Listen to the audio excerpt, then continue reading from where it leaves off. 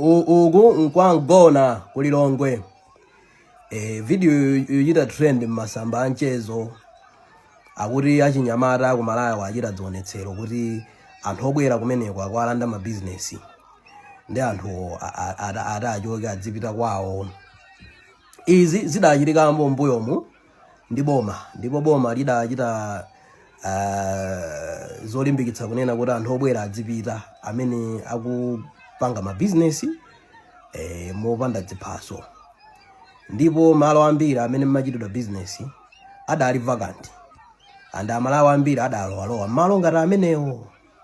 Komatu pamene ndikunena pano malo ambiriwo adatsekedwa, ena business idalowa pasi chifukwa chakuti amalawo ena ankaona ngati kuti chifukwa chakuti obwerawo achokamo ndiye kuti iwo akalowamo akapezamo knowledge momo yopangira manage ma business iwo, koma zidakanika.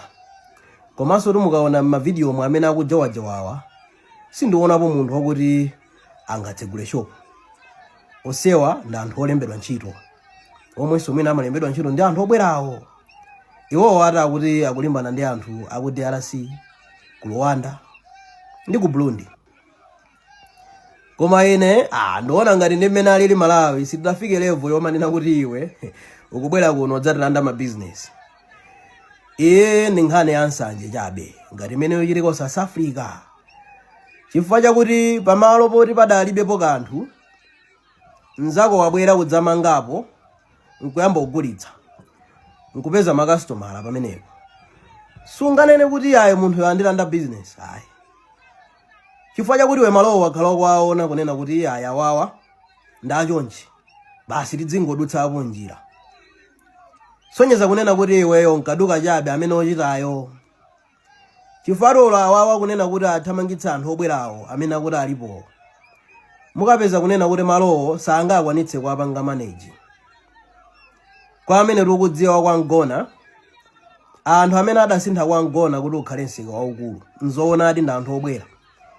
Adamba kumachita zogulitsa mbewu kumeneko, kumagula zinthu zosiyana-siyana nkumagulitsa.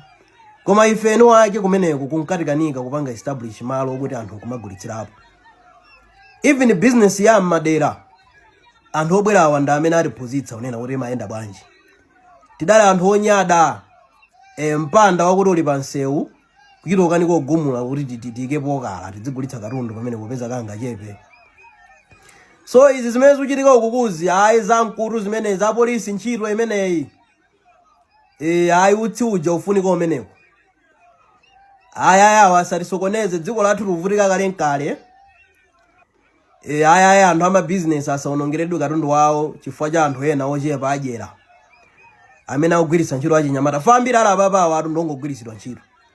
Olo kuti mutapatsa malo kuti ayi nsika omangamanga oderamoni katundu saoda sachita kena kalikonse.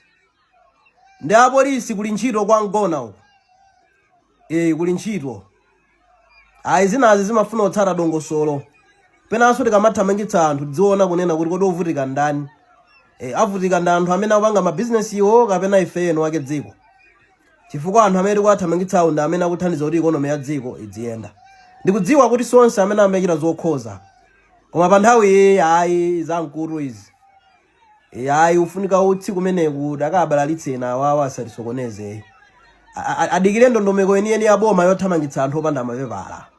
Osati izi zosokoneza izi.